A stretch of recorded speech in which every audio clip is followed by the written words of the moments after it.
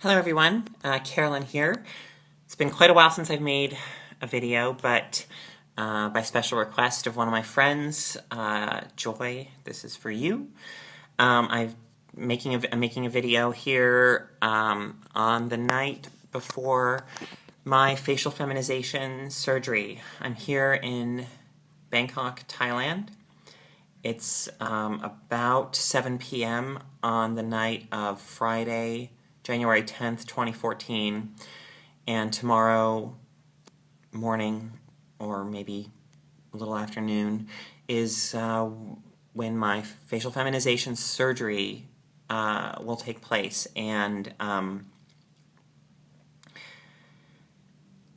this is something that I've been working toward and looking forward to, wanting for over a decade. And so as I sit here on the eve of this moment, my feelings are very complicated. I'm excited. I'm a bit scared about the recovery. I'm also trying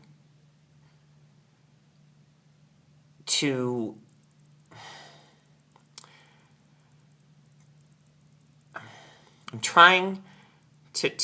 not have any concrete expectations about this because, it's not like there are fancy computer, CGI kind of modeling of things that the surgeon does to show you exactly how, with your facial structure, you're going to look after the surgery. I've seen kind of photos, before and after photos of other women who have had these procedures that I'm going to have, and for some of them the results have been quite dramatic and quite noticeable, but at the same time their faces were different to begin with, and there are limitations, of course, to how much the surgeon can do. And when I saw the surgeon yesterday for the consultation, he said, well, in many ways your facial structure is, quite kind of masculine, and which I know that already, but I think, I just think it's important. It's difficult, but also important for me to not kind of create any kind of image in my head of what I might look like afterwards, to not have those kinds of concrete expectations. And so during my time here, these 2 days before the surgery that I've had, I've spent a fair amount of time just trying to be still, just trying to be introspective. I've spent some time in spiritual places, just trying to find a kind of place of peace and tranquility and acceptance, a place from which whatever may happen here, I can continue to love and accept myself and love and accept my life as it is going forward, to not have an idea, a concrete expectation of either what I will look like or what my life will look like going forward, because as big a step as this is for me in my transition, and it certainly feels like a big step. As I said, it's one that I've been working toward and thinking about for a long time. It's also just another step, one step among so many on this journey, and I'm trying to be mindful of that and just go forward with the openness to accept whatever may come out of this or not come out of it. Yeah. So, I'll just take a minute here to kind of show you around a little bit. Talk about, so my room is nothing, it's a very nice, spacious room. It is a hotel room. I don't know if I can show you outside or if it'll just catch the reflection. Yeah, it's just gonna, anyway, can I show you? Anyway, the window doesn't really face Bangkok, the heart of Bangkok, and the hotel's kind of on the outskirts of the city, so I don't have a great view of the city, unfortunately. That's okay, though. Yeah, so, ritual coffee here, a little taste of home. That's courtesy of my friend Jonathan. Again, Jonathan, thank you for that. It's been very nice to have that here. And I've tried to enjoy it as much as possible because I won't be able to enjoy it after tomorrow. Here is a kind of list of, the sorts of things that I can consume after the surgery tomorrow. Tomorrow, well, for the first day after the surgery, all I get is water.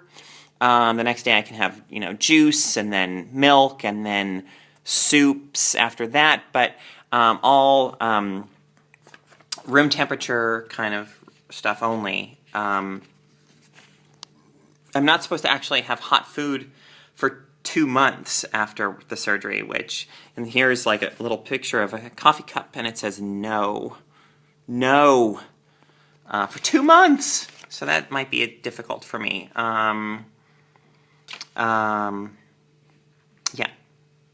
There are Tim Tams here,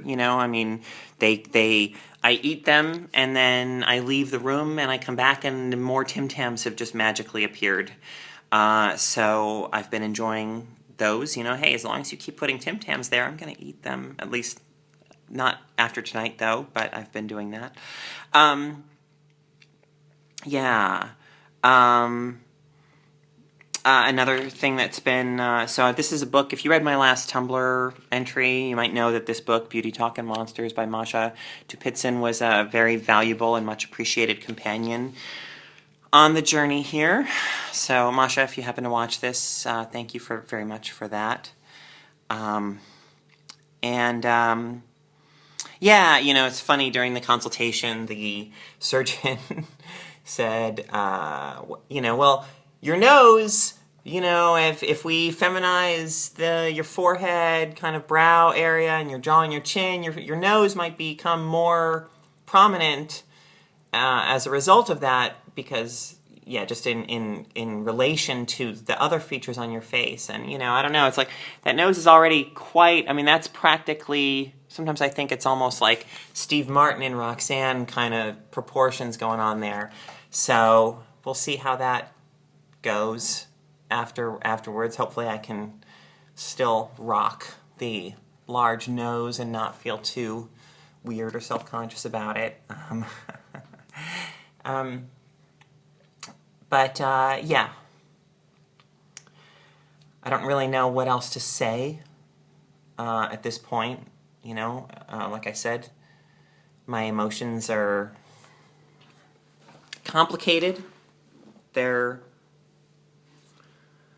a lot of excitement, a lot of anticipation, some fear, a little of everything from the emotional buffet at the moment.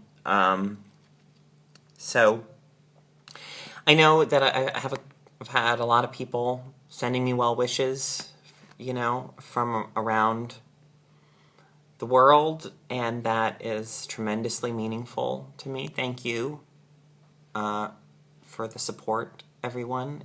I really, sometimes people tell me that they think I'm brave or strong for doing this, for doing what I'm doing, and I don't really feel, I appreciate that sentiment.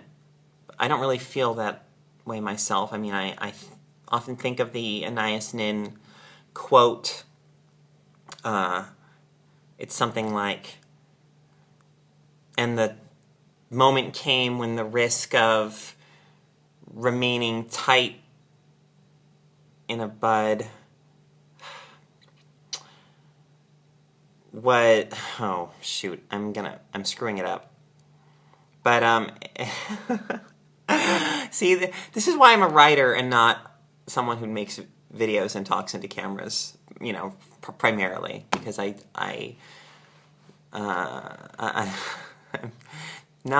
bad at speaking.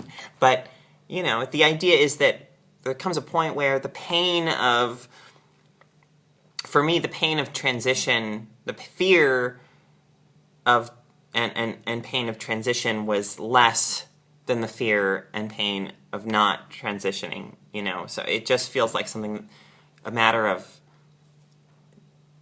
survival almost, something that I just had to do. So I don't feel like I can say that I'm strong for doing this.